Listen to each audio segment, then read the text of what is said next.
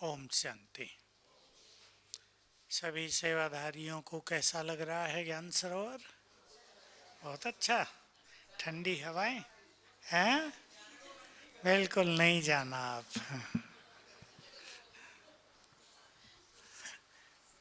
पहले मैं आपको आज की मुरली की दो सुंदर बातें याद दिला दूं। नशे की हैं, आपने नोट की हो न की हो तो उसे अंडरलाइन कर लेना, मजा आ जाएगा।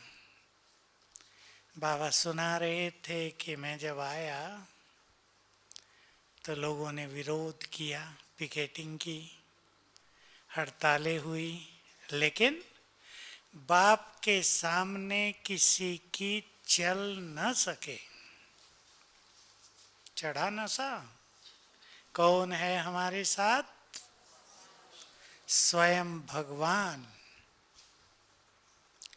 लोग तो अज्ञानवश, कुछ भ्रांतियों वश विरोध करते हैं, लेकिन जो अचल अडोल रहते हैं और निश्चय में रहते हैं, उनका कुछ हो नहीं सकता।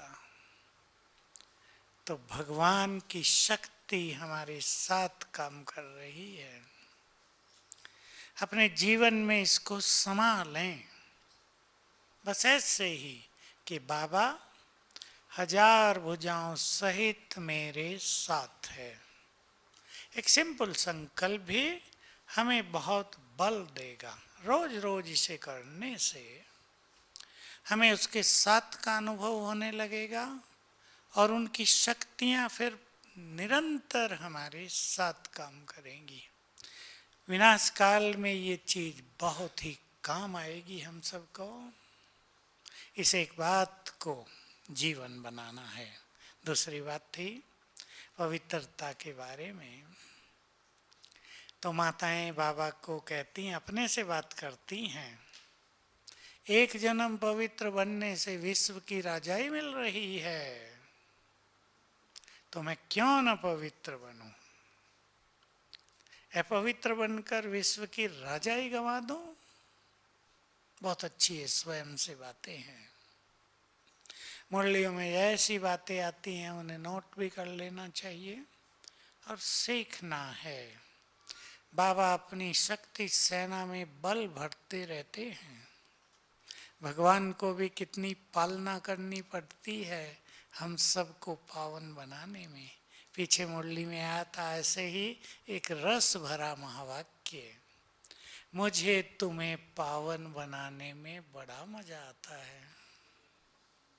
सुरेश भाई, क्या भगवान भी आनंद लेता होगा कि ये गिर रहे हैं, चढ़ रहे हैं, लड़ रहे हैं माया से और मदद करता रहता है। तो अपने बच्चों का खेल देखकर और इस धरा पर आकर जो कार्य करता है, बाबा को भी बड़ा मजा आता है, आनंदित होता है। आज का वरदान किसको याद है? बोलो।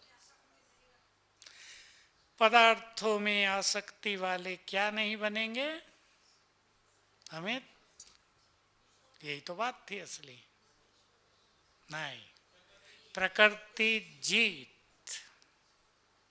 पदार्थों की आसक्तियों से अनासक्त रहने वाले प्रकृति जीत भाव। और स्लोगन, मेरे मेरे का त्याग करने वाले ही विश्व कल्याणकारी हैं। हमें ये बात जान लेनी चाहिए। जहां मेरा मेरा बहुत है, बड़ी गहरी बात है, सभी समझ लेंगे। तो हमारे चारों ओर एक मेरे मेरे की दीवार बनी है, हमारे वाइब्रेशंस उसके बाहर नहीं जाएंगे, वो दीवार से टकरा कर वहीं रहेंगे बस। मेरा देखिए बड़ा सूक्ष्म है, और अध्यात्म का अर्थ ही है मेरे मेरे से मुक्त, निरहंकारी, नम्र चित्त, स्वमानधारी। इसको ही रूहानियत कहते हैं। अगले संडे की मुरली प्रकृति जीत पर आएगी, सभी उसका बहुत आनंद लेंगे। बहुत सुंदर मुरली है वो भी। मैंने पढ़ी तो याद आ गई, जब बाबा ने चलाई थी कितना आनंद हुआ था उस टाइम भी। अब बाबा के महावाक्यों के साथ तो बाबा के वाइब्रेशंस भी फैलते थे ना, तब तो जब बाबा बैठते ही थे सामने तो बहुत आनंद का माहौल छा जाता था। 85 की मुरली चल रही है, ओम शांति भवन बन चुका था 83 में, और वहाँ ये मुरली चलती थी। संख्या भी बड़ी आने लगी थी, 2000, 2500, 3000। तो हमें पदार्थों से आसक्ति निकालनी है, तब हम प्रकृति जीत बनेंगे। दो बातें हो गई, प्रकृति जीत स्थिति और पदार्थों में अनासक्त वृत्ति। पदार्थों की आसक्तियों का संबंध है हमारी कर्मेंद्रियों से, हमारी मन और बुद्धि से, इन्हीं से है ना। अब कई लोग खाने पीने से भी अनासक्त नहीं हो पाते। कोई चीज़ खानी है, उसमें बहुत रस है, बहुत टेस्ट आता है, बहुत समय से खाते आए हैं, वो न मिले तो जीवन का स्वाद फीका लगने लगता है। ये न हो, मिल रही है बहुत अच्छी लगती है, सुंदर, नहीं मिल रही है तो भी अति सुंदर। बाबा ने ये योगियों की स्थिति बताई थी मुरली में। सच्चे योगी श्रेष्ठ स्थिति वाले सेवा की बताई और ये आसक्तियों की बताई। चाहे 36 प्रकार के भोजन मिले, चाहे दाल रोटी, दोनों में समान आनंद। बहुत अच्छी बात है। कईयों को तो दाल रोटी में आनंद आता है, जब बहुत सारी चीजें होती हैं तो मजा ही बिगड़ जाता है, होता है ऐसा। गुड़ रोटी, जब हम बचपन में थे तो खेतों में गुड़ रोटी नाश्ते में और छाछ, रोटी मोटी होती थी, दो दो ही देते थे, ज़्यादा खाओगे तो दिन में नहीं खाया जाएगा। इतना मज़ा आता था गुड़ रोटी छाछ खा के, अब भी उसका मज़ा आता है अंदर में सोच के भी। आनंद क्या है? आनंद एक फीलिंग ही तो है, जिसमें मनुष्य को आने लगे, बस वही उसके लिए सब कुछ है। सेवा के लिए बहुत अच्छी बात कही थी। चाहे हजारों के बीच में भाषण करने को मिले, ये सेवा, चाहे झाड़ू लगाने की सेवा मिले, दोनों में समान आनंद। बड़ी बात हो गई ना थोड़ी। किसी किसी को समान आनंद होता है, किसी को होता है नहीं, हमारी ड्यूटी तो केवल ज्ञान देने की है, ये सफाई करना या स्थूल काम ये तो हमारी ड्यूटी नहीं है। मार्क्स कम होते हैं। मुरली है बहुत अच्छी, एक 4 प्रकार की सेवा, बहुत सुंदर है वो मुरली। यज्ञ सेवा, उसके भी बराबर उतने ही मार्क्स हैं जितने मनसा सेवा के या वाचा सेवा के हैं, उतने ही मार्क्स उसके भी हैं। तो यज्ञ सेवा को भी बहुत महत्व देना है। देखो मुरलियों में हम ध्यान दें, कभी बाबा वाचा की सेवा को बहुत महत्व देते हैं, क्योंकि ज्ञान भी तो देना है सबको, और उस टाइम तो ज्ञान देने वाले बहुत कम होते थे, इसलिए प्रदर्शनी समझाने पर भी बाबा बहुत ध्यान देते थे। फिर कभी स्थूल सेवाओं पर भी बहुत ध्यान देते हैं। यज्ञ में हड्डी दे दो तो तुम बन जाओगे फरिश्ते, हड्डी हड्डी लगा दो। भगवान ने यज्ञ रच कर तुम्हारे हाथों में दिया है, अब तुम कैसे उसकी संभाल करते हो? हड्डी हड्डी लगा कर सच्चे दिल से।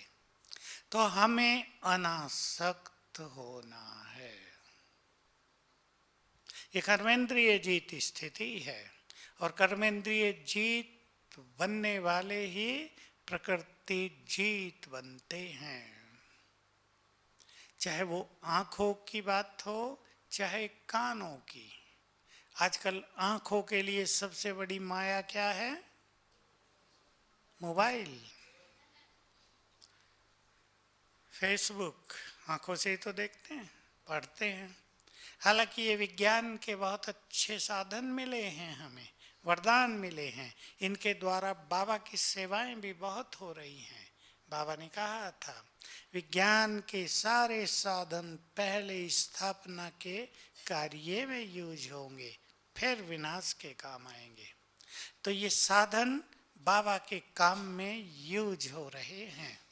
देखो कोई भी अच्छा मैसेज फटाफट 2-4 मिनट में तो न जाने कहाँ कहाँ पहुँच जाएगा। अच्छी से अच्छी बात हम संसार को दे सकते हैं। और इस बार जो मनसा सेवा की बात की बाबा ने मुरली में, याद है 2 दिन पहले ही तो था, क्या क्या कर सकते हैं मनसा सेवा से, उसके सब अच्छे अनुभव करें, अपनों से शुरू करें। मैं एक विधि बता रहा हूँ। आपका कोई व्यक्ति ज्ञान में नहीं चल रहा है, विरोध करता है, सब जगह होता ही है हर एक के साथ। आप अच्छा योग करके समझो 15 मिनट अच्छा योग किया और ऐसा अभ्यास करना कि हम सूक्ष्म रूप से उसके पास पहुंच गए और उसे ज्ञान दे रहे हैं, उसकी भ्रांतियों को मिटा रहे हैं कि तुम जो ये समझते हो ऐसा नहीं, ऐसा है। भगवान आकर किस तरह ज्ञान दे रहा है वो थोड़ी सी बात उसे सुना दे, लेकिन कुछ दिन रोज कर दें सेम टाइम, उसके विचार आपको बदले हुए नजर आएंगे। एक प्रयोग करेंगे मनसा शक्ति का। दूसरा, कोई व्यक्ति बीमार है, बीमारियां बढ़ती जा रही, संबंधों में आपके कोई बढ़ गई हो, जिसको आप जानते हो पहले, उन पे प्रयोग करेंगे। आप ये संकल्प करेंगे हम वहाँ पहुँच गए। इसको कहते हैं फरिश्ते रूप से पहुँचना। ये कोई बहुत कठिन काम नहीं है, इसके लिए ये नहीं मुझे पहले फरिश्ता बनना है। देखो जैसे मैं आपको अभी कहूँ, हम सब यहाँ बैठे हैं, चलो बाबा के रूम में बैठो 1 सेकंड में, इजी होगा ना। चलो मधुवन में बाबा के रूम में चलें, शांति स्तंभ पर चलें, मेरे बोलने के साथ साथ पहुंच गए ना वहाँ। तो इसमें क्या रहस्य है कि हमारा सूक्ष्म शरीर वहाँ निर्मित हो जाता है, और जितना हम अच्छा अभ्यास सारा दिन और सारा समय करते होंगे उतना ही ये स्वरूप जल्दी क्रिएट होता है। जहाँ का भी आपने संकल्प किया, क्योंकि ये सूक्ष्म शरीर संकल्प द्वारा रचित शरीर है, जहाँ का भी संकल्प किया वहाँ पहुँचे। कहा ना ये पुष्पक विमान है, ये दूरदर्शन है, कई सब थे ना बहुत अच्छे अच्छे। तो पहुँचे वहाँ और उसके पास जाकर जैसे उसके सिर पे हाथ रख दिया, एनर्जी दी, उसको वाइब्रेशंस दे दिए, सामने से दृष्टि दे रहे हैं उसके पास खड़े हुए अच्छे संकल्पों के साथ। तुम निरोग हो, तुम बहुत पावरफुल हो, घबराओ नहीं, स्ट्रांग हो जाओ, ये बीमारी आई है चली जाएगी, नष्ट हो जाएगी। तो आप ये महसूस करेंगे उस व्यक्ति को राहत मिली जो घबराया हुआ था, क्या होगा, परेशान था, उसको राहत मिली। ये छोटे छोटे प्रयोग आप किया करें। आप यहाँ हैं या आप अपने घर में हैं, ऐसा अभ्यास करें मैं फरिश्ते रूप से कहीं भी पहुँच गया और वहाँ मुझसे चारों ओर वाइब्रेशंस फैल रहे हैं, बाबा के वाइब्रेशंस मुझे मिल रहे हैं, मुझसे चारों ओर फैल रहे हैं। ये बहुत अच्छा अभ्यास करते रहेंगे तो जितने जितने हम आसक्तियों से मुक्त होते रहेंगे। अभी गहराई से एक बात पर विचार करेंगे सभी। आसक्तियां हमें बांध रही हैं। देखने में आसक्ति है, खाने में आसक्ति है, सुनने में आसक्ति है, ये हमें शरीर में बांध रही हैं। हम मुक्त नहीं हो रहे हैं कि हम सेकंड में प्रकृति से ऊपर चले जाएं। प्रकृति जीत के 2 अर्थ हो गए। एक प्रकृति है ये हमारा शरीर, इससे न्यारे हो जाना। दूसरी है जो संपूर्ण प्रकृति है, इससे परे परम धाम है, सूक्ष्म लोक है, वहाँ पहुँच जाए। तो जितना जितना हम जल्दी इन दोनों स्थितियों में स्थित होंगे तो अर्थ हो जाएगा, मीनिंग हो जाएगा कि हम प्रकृति के प्रभाव से मुक्त हो गए, तो हम बन जाएंगे प्रकृति के मालिक। इसको कहेंगे प्रकृति जीत स्थिति। तो ये देह के तत्व संपूर्ण प्रकृति से मिले हुए हैं।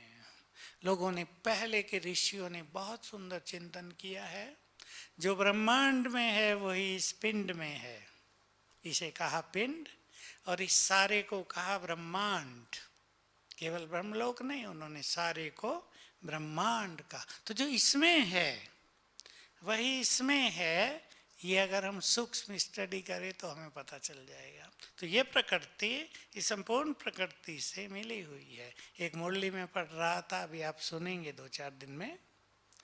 तो बाबा से किसी ने प्रश्न किया था कि बाबा ये जो तारे हैं आकाश में, क्या ये तारे उतने ही हैं जितनी आत्माएं हैं? बाबा से साकार में प्रश्न किया था। तो बाबा के हाव भाव से, जो मुरली से समझ में आता है, मैं समझ गया कि ये बात बिल्कुल ठीक है। लेकिन बाबा ने कहा बच्चे ये गुह्य बात आगे चल के समझाएंगे। एक दूसरा प्रश्न भी उसी में आप सुनेंगे। ये बड़ी गुह्य बात बाबा की मुरली में किसी ने बाबा से प्रश्न किया साकार में, बाबा क्या अष्ट रतन एक साथ आ जाएंगे नीचे? मुरली में आ रहा है ये, अभी 4 दिन में आप सुनेंगे। संडे से पहले ही होगा या एक दिन बाद। तो बाबा ने उत्तर दिया कि अगर सभी एक साथ आ जाते तो श्री कृष्ण की सबसे ज्यादा महिमा क्यों होती? फिर आगे नहीं उत्तर दिया, फिर वही कहा ये कोई बात है, आगे चलकर समझाते रहेंगे। अभी देखो, श्री कृष्ण नारायण, उनका जो प्रिंस होगा वो भी तो अश्रतन है, तो वो तो थोड़ा बाद में आएगा ना।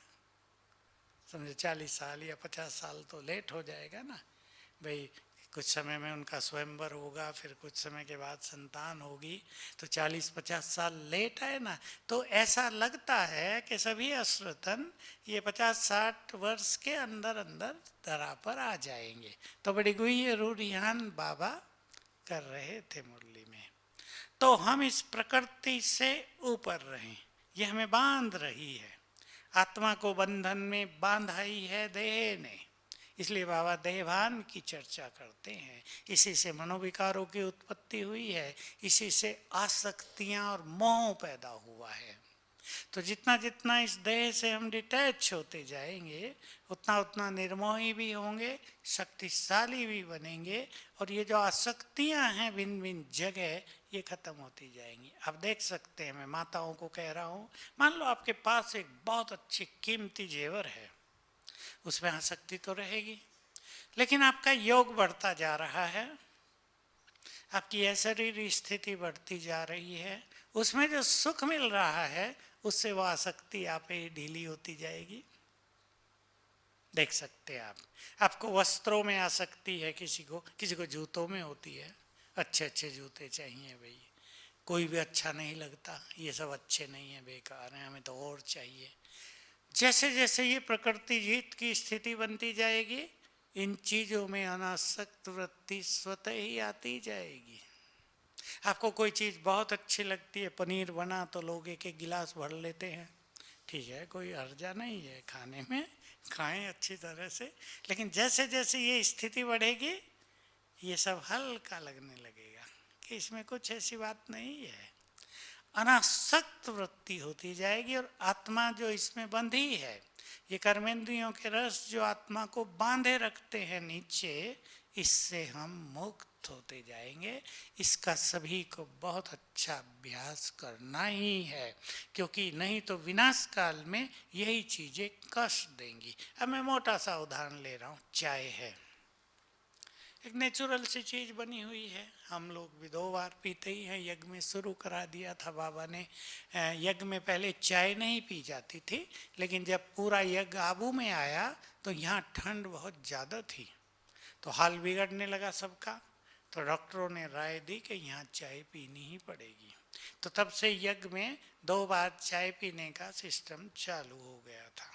फिर कोई आते हैं तो नाश्ते के बाद भी पीते हैं, कोई सवेरे उठते भी पीते हैं, वो अलग अलग बात है। लेकिन मान लो विनाश काल ऐसा आ गया कि हमें चाय नहीं मिलती, नहीं मिलेगी, पक्की बात है, तो क्या हमें जो वो चाय की आसक्ति है या तलब है वो सिर दर्द करेगी, या हम सहज भाव से उससे बाहर रहेंगे? है तो ठीक है, नहीं है तो ठीक है।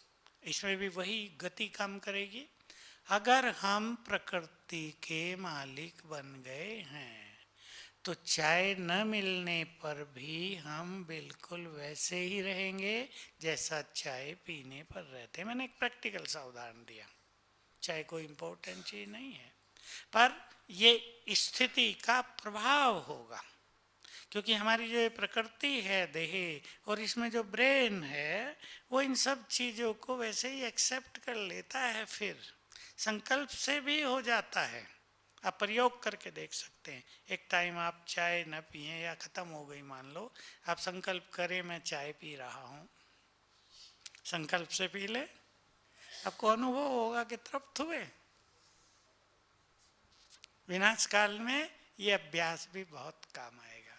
तो हमें पदार्थों से अनासक्त होना है, तो हम प्रकृति, बोलो, प्रकृति के मालिक बन जाएंगे, इस पर जीत हमारी हो जाएगी। और एक बहुत बड़ी चीज हमें प्राप्त होगी कि ये जो हमारी देह की प्रकृति है ये हमें कष्ट नहीं देगी। मैं ये बात बहुत अनुभव में सुनाता हूँ कि अगर अशरीरीपन बहुत अच्छा रहे तो कोई भी बीमारी आपको कष्ट नहीं देगी, सहज पार होगी, आ गई कितने भी फोर्स से जाएगी सहज भाव से। और आपको ऐसा लगेगा आपको हल्का करके चली गई, जैसे कुछ बोझ उतर गया हो, कर्म कुछ नष्ट हो गए उसमें और बोझ उतर गया। तो हमें प्रकृति जीत स्थिति प्राप्त करनी है। बहुत अच्छा योग भी चाहिए इसके लिए। अब विनाश काल में क्या होगा उनके साथ जो प्रकृति के मालिक बन गए? बोलो, हैं? सब सहज होगा। और बोलो, विजय भाई ने तो बताया, हैं? बहुत सुख भी मिलेगा। बोलो अमित। दूसरों को मदद करेंगे, प्रकृति मदद करेगी, यही बात होगी सब। बस एक तो जिनकी स्थिति बहुत अच्छी होगी उन्हें सब कुछ मिलता रहेगा। मान लो आपको दवाई भी चाहिए ना, तो मिलती रहेगी। और जिनकी स्थिति अच्छी नहीं होगी वो जब मेडिकल स्टोर पे जाएंगे तो वहाँ ख़त्म हो गया होगा उसका स्टॉक, कि भाई ये तो दवाई नहीं, दूसरी भले खा लो, अब दूसरी तो नहीं खाएंगे। ये बड़ी सूक्ष्म गति काम करेगी। बाबा ने मुरलियों में इसको बहुत अच्छी तरह से एक्सप्लेन किया था कि जिनके पास आठों शक्तियाँ होंगी उन्हें सब कुछ प्राप्त होता रहेगा, कोई भी कष्ट नहीं होगा। और जिनके पास शक्तियों की जितनी कमी होगी उतना ही अभाव होगा। एक बात और आपको याद दिला दूं, विनाश काल के लिए बाबा ने बताया हुआ है, जैसे बिल्ली के बच्चे आग में भी सुरक्षित रहे, बाबा भी अपने बच्चों को विनाश की अग्नि में सुरक्षित रखेगा। तब हमें यह भी महसूस होगा कि हमने जो बाबा के लिए कुछ किया है ना, उसके यज्ञ के लिए, उसका रिटर्न वो कैसे कैसे दे रहा है। बहुत ही अच्छे अनुभव रहेंगे। बाबा हमारे प्यार का रिटर्न बहुत बहुत ज्यादा देगा। जिसने सच्चे दिल से सेवा किया, भाई बहनें सेवा में आए हैं, अब तो आपको लगता होगा भाई सेवा कर रहे, ठीक है, भाग्य बन रहा है हमारा, लेकिन इसका बहुत बड़ा इफेक्ट विनाश काल में दिखाई देगा। मैं आपको याद दिला दूं, 6-8 मास या 1 साल पहले बाबा ने कहा अव्यक्त मुरली में कि जिन्होंने बाबा के कार्यों में थोड़ी भी मदद की है, वो ज्ञान में न भी चले हों, न चल रहे हों, उन्हें भी प्रकृति विनाश काल में सहयोग देगी। और जिन्होंने जीवन ही लगा दिया हो, प्रकृति तो उनके आगे हाथ जोड़े खड़ी रहेगी। बताओ मालिको, क्या आज्ञा है, होगा या नहीं होगा? कहाँ थोड़ी सी मदद करना और कहाँ जीवन लगा देना। तो जिन्होंने जीवन लगाया है सब बैठे हैं। बहुत बहुत बड़ी चीज है ये, छोटी कुर्बानी नहीं है। हमें तो लगता है, हमें थोड़ा कोई लगता है, हम तो मौज मना रहे हैं आनंद ही आनंद है। पालना हो रही यज्ञ से, जीवन क्या लगाया, जीवन निश्चिंत बना दिया है बाबा ने। लेकिन इसका महत्व बहुत जबरदस्त है। इसी के कारण संन्यास प्रारंभ होगा भक्ति में। लोग त्याग किया करेंगे, भगवान के लिए गाया करेंगे, हम तुम पर बलिहार। बहुत सारे भजन इस तरह के हैं। तो हमें सब कुछ प्राप्त होता रहेगा। स्लोगन पर आ जाएं जरा। मेरा मेरा झमेले हैं ये, फेरे हैं ये, तेरे मेरे के फेरे हैं ये। बाबा की जो आप मुरली सुनेंगे संडे को, मैं उसकी पहली लाइनों का एक राज आपके ध्यान में दे देता हूँ। आप उसे अंडरलाइन करके नोट कर लेना कि बाबा राज्य अधिकारियों की सभा देख रहे हैं। ये सभा बहुत सुंदर शोभनीक, लेकिन ये आत्माएं बहुत निर्माण और स्वमानधारी हैं। दो बड़ी क्वालिटी, निर्माण निरंकारी और बहुत स्वमानधारी हैं। तो जहाँ स्वमान बहुत अच्छा होता है, वहाँ ये मेरा मेरा समाप्त हो जाता है। ये मेरा बहुत छोटापन है। ये तो संसार में है ना बहुत ज्यादा मेरापन। वही यदि अलौकिकता में भी रहे तो अंतर नहीं रह जाता। बाबा ये कहते ही हैं कि जब तुम मेरे बन गए हो, तुम्हें सब कुछ चेंज कर लेना है, अपना सब परिवर्तन कर देना है। तो देखिए, मेरा हमारे पास जो यज्ञ में है, उनमें कौन सा मेरापन रहता है? सब जानते हैं? नहीं, मेरापन, मेरा डिपार्टमेंट। तुमने मेरे डिपार्टमेंट में हस्तक्षेप क्यों किया? यहाँ नहीं कहते, मैं देखता हूँ ज्ञान सरोवर में ये चीज अति कम है, लगभग मुझे कहीं दिखाई नहीं देती। किसी किसी में है थोड़ा बहुत, मेरा डिपार्टमेंट। लेकिन हम, ये तो बाबा का कार्य है, और बाबा के इस कार्य में जो हम निमित्त बने हैं, हमारे इस निमित्त भाव की और बाबा के इस यज्ञ की शोभा ये है कि हमारे द्वारा सबको सुख मिलता रहे, हम दुआएं लेते रहें। मैं हंसी में सदा कहता हूँ, आपने सुना होगा, माल प्रभु जी का, बीच में हम हैं। अगर हम प्रभु जी के माल से भी सुख न दे पाए, तो जब हमारा होगा तब तो सब कुछ अंदर तालों में बंद कर देंगे। एक पाई नहीं मिलेगी तुमको। बच्चों को भी कहेंगे कुछ नहीं मिलने वाला है, सब मेरा है। तो बाबा ने यज्ञ रच कर अब यज्ञ को भरपूर किया है। हमारा काम है सबको सुख देना और सबसे दुआएं लेना। तो ये मेरापन किसी भी तरह से न हो, इससे अभिमान में वृद्धि होती है। क्या क्या मेरापन होता है, जरा 10 बातें निकाल लें। जैसे, मैं घर की बड़ी हूँ, मैं घर में कमाने वाला हूँ, मेरी ही बात मानी जाए। बोलो आगे, आप बोलो। मैं राइट हूँ, क्या बोला?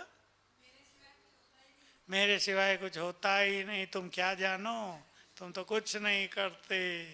बोलो, बोलते जाओ फटाफट भाई। हैं? मेरे सिवाय ये काम कोई कर ही नहीं सकता। मैं बुद्धिमान हूँ, मैं ज्यादा जानता हूँ, तुम तो कल के आए हुए छोकरे हो। बोलो, बहने बोले, बोलो ना, मैंने ये काम बहुत अच्छा किया है, फिर आगे भी होता है, मुझे इसका सम्मान मिलना चाहिए। लोगों को पता तो चलना चाहिए कि मैंने ये काम बहुत अच्छा किया है। ये मैंपन रहता है। ये मेरा घर है, ये मेरे बच्चे, ये भी है, मैं जिम्मेदार हूँ, मुझे चिंताएं रहती हैं। मैं एक छोटा सा अनुभव सुना दूँ, है तो किसी का, न तो मुझे याद वो कहाँ के थे और न बताने की ज़रूरत। एक परिवार आया, बहन जी, उसकी लड़की अच्छी पढ़ी लिखी और पति। माता जी शिकायत कर रही थी, मेरा जो ये पति है घर में गुमसुम रहता है, बात ही नहीं करता है। मैंने समझ लिया कहीं कुछ तो गड़बड़ है। फिर वो भी आ गया बेचारा। मैंने कहा, क्यों भाई गुमसुम क्यों रहते हो? तो क्या पता चला, अब बेचारा, उसकी कोई सुनने वाला ही नहीं था दुनिया में, वो कैसे सुनाए। जैसे ही मैंने पूछा, फूट पड़ा सारा, आंखें भी भर आई। ये लोग मुझे बहुत बुरा बुरा बोलते हैं, रात दिन मेरी कमियां मुझे गिनाते रहते हैं दोनों। तो मैं चुप हो गया हूँ। मैंने कहा, चुप तो हो गए, लेकिन उदास भी तो रहते हो? कहाँ, मुझे खुशी नहीं रहती है। अब ये बात सुन के वो दोनों रोने लगी। अब उनकी बात आ रही थी ना। मैंने माता जी को कहा, माता जी राज करती होगी पति पे, बुरा नहीं मानना माताएं। आखिर उसने कुछ बोला तो नहीं, लेकिन परिणाम यही था कि वो राज करती है। वो कहती है, जो मैं कहूँ वही तुम्हें करना है, फोन भी कहीं नहीं करना मेरी आज्ञा के बिना। किससे बात कर रहे थे? तो बेचारा एकदम, उसने बोल दिया शब्द, उनके आगे ही बोला, मेरी तो भाई जी इच्छा होती है सुसाइड कर लूं। मैंने उनको कहा, आप देख लो, तुम्हारे व्यवहार से वो आत्मा हर्ट हो रही है और यहाँ तक स्थिति आ गई कि वो जीना नहीं चाहता। तुम अपने को चेंज करो। बेचारी आई तो थी शिकायत ले गए, लेकिन फंस गई। मैं कहा, देखो मैं क्लियर बोल रहा हूँ, आपको अगर घर में सुख शांति चाहिए, बहुत प्रेम का माहौल बनाना है, आप सोचते हो पति भी बहुत खुश रहे, हमारे घर में सब कुछ अच्छा हो, तो एक दूसरे को पहचान कर सम्मान दो। अगर हम दूसरे को करेक्ट ही करते रहें, तुम ऐसी हो, तुमने ये किया, तुम सदा ही ऐसा करते हो, तो क्या परिवारों में खुशी और प्रेम का माहौल रहेगा? सभी सीख लें। करेक्शन देना, दूसरों को सिखाना, उसका एक तरीका होता है। डांट डपट के, अधिकार से, रोब से किसी को सिखाया नहीं जा सकता। भले भाई की भी थोड़ी बहुत गलती होती हो, लेकिन इसका अर्थ ये नहीं कि उसकी भावनाओं को सदा हर्ट किया जाए। हम सभी संबंधों में इन चीजों का बहुत ध्यान रखेंगे। यहाँ भी कहीं ना कहीं मेरापन समाया होता है। हमें रहता है, मैं कमाने वाला हूँ, मैं जिम्मेदार हूँ परिवार का। देखिए, मैं जिम्मेदार हूँ, ये एक बहुत अच्छी बात भी है। ये हमारे विचारों में ऊंचाई लाती है। भाई मैं जिम्मेदार हूँ, मुझे सबका ध्यान रखना है, मुझे ये करना है, ये नहीं करना है। लेकिन मैं जिम्मेदार हूँ, इसकी चिंताओं में आ जाना, ये मैंपन हो जाता है। इसमें बाबा अलग हो गया हमसे। मैं जिम्मेदार हूँ, लेकिन बाबा भी मेरे साथ है, फाइनली जिम्मेदारी उसकी है, हम निमित्त हैं। ये भावना, मैं ही कमाने वाला हूँ, मैं न कमाऊँ तो परिवार कैसे चलेगा, मेरे कारण तुम सब हो, कई कई तो ये बोल देते हैं। ये अहम हो गया, ये बहुत अच्छा बड़ा ईगो हो गया, इसकी भी जरूरत नहीं। मैं न कमाऊँ तो और कोई कमाएगा। कितने परिवारों में होता है, पति की मृत्यु हो जाती है, कमाने वाला नहीं होता, तो क्या परिवार नहीं चलते? माताओं ने देखे होंगे बहुत सारे केस, चलते हैं या नहीं परिवार?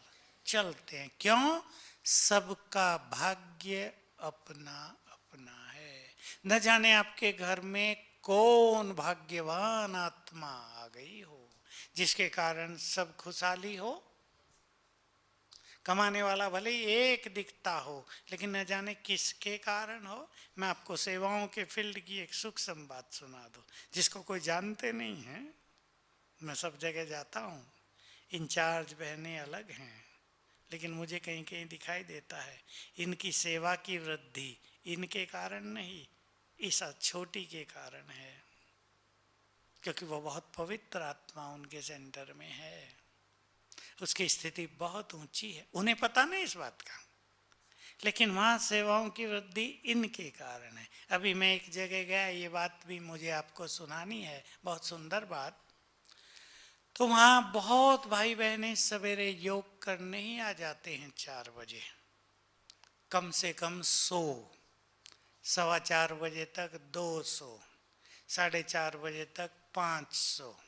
क्लास ही बड़ी है, बहुत बड़ी है। और फिर योग के बाद चाय बना के रखती है मैंने थर्मस में, जिसको चाय पीनी पिया, और फिर मुरली सुनते हैं। और मुरली सुनकर 6 बजे तक अधिक से अधिक सभी अपने घर वापिस, कभी कभी 5:45 ही। इससे उनकी सेवा बहुत वृद्धि को पा रही है। एक ही सेंटर में थोड़ी सी गीता पाठशालाएं हैं, 2000 स्टूडेंट हैं विजय भाई। मैंने उनको बताया आपकी सेवाओं, और उनको वो कोई बड़े प्रोग्राम नहीं कर रहे। हम गए, हमने कहा पब्लिक प्रोग्राम तो कर लो एक, कहा नहीं हमारे तो ऐसे ही बहुत अच्छा चलता है। वो न कोई भाग दौड़ न पैसा खर्च कर रहे हैं, लेकिन इसी एक बात के कारण उनकी सेवाओं की वृद्धि बहुत हो रही है। और जो भी क्लास में आते थे उनके चेहरों से उनकी रौनक दिखाई दे रही थी कि यहाँ पालना बहुत अच्छी है, सब कुछ बहुत सुंदर है। और एक जगह में गया, मैंने कहा बहन जी सवेरे योग कराना है क्या, मुरली के बाद कुछ बोलना है। बहन जी ने कहा नहीं भाई जी हमारी मुरली तो 8:30 बजे शुरू होती है। तो क्या होगा? नाश्ता करके काम वाम पूरा करके ही आते हैं वो। तो सेवाओं की वृद्धि नहीं होती, स्थितियों में बल नहीं भरता। खा पी के आए हैं, अरे पेट भी खाली हो तब तो बुद्धि खाली रहेगी, दोनों भरे होंगे। लेट उठे होंगे निश्चित रूप से, 6 बजे से पहले कोई नहीं उठा होगा, क्योंकि 8:30 मुरली में जाना है, निश्चिंत कर दिया ना सबको। और वहाँ था कि 4 बजे सेंटर में पहुँचना है, तो अधिकतर लोग 3 बजे उठ रहे थे, कोई 3:30 तैयार होके सेंटर में आ रहे हैं। तो ये बहुत सुंदर चीज है हमारी सेवाओं की वृद्धि की। मैं तो सोचता हूँ अगर सभी सेंटर्स इसको अपना ले, कई सेंटरों ने ऐसे अपनाया हुआ कि सवेरे की पहली क्लास 5:30 करते हैं, 6:15 6:30 छुट्टी। फिर जो दूसरे आते हैं वो 7:30 से आ जाते हैं, फिर सेकंड क्लास 8:30 तक पूरी हो जाती है। तो ये भी बहुत अच्छा रहता है। तो जो जल्दी आ रहे हैं उनका आनंद कुछ और होता है, जो थोड़े लेट आ रहे हैं उसका आनंद सेकेंडरी हो जाता है। फिर कई जगह तो 11 बजे भी क्लास होती है, शाम को 4 बजे भी होती है, और इवनिंग भी होती है 7 बजे से। तो बहुत अच्छा प्रोग्राम चलता है। इन सेवाओं के कारण उमंग उत्साह भी बहुत रहती है, अपनी स्थिति भी अच्छी, बहनें भी चुस्त अलर्ट, और आने वाले भी सब चुस्त और अलर्ट होते हैं। तो सभी आज के वरदान पे ध्यान देंगे। अनासक्त, प्रकृति जीत। सभी को आनंद है ना ज्ञान सरोवर में सेवाधारी। कुछ कुछ सीख कर जाना बहुत अच्छा लगता है, ये तो है ही। लेकिन जितना हम अच्छा अच्छा सीखते हैं, ज्यादा बातें नहीं, 1-2 भी सीख ली तो आपकी यात्रा सफल हो जाती है। ओम शांति।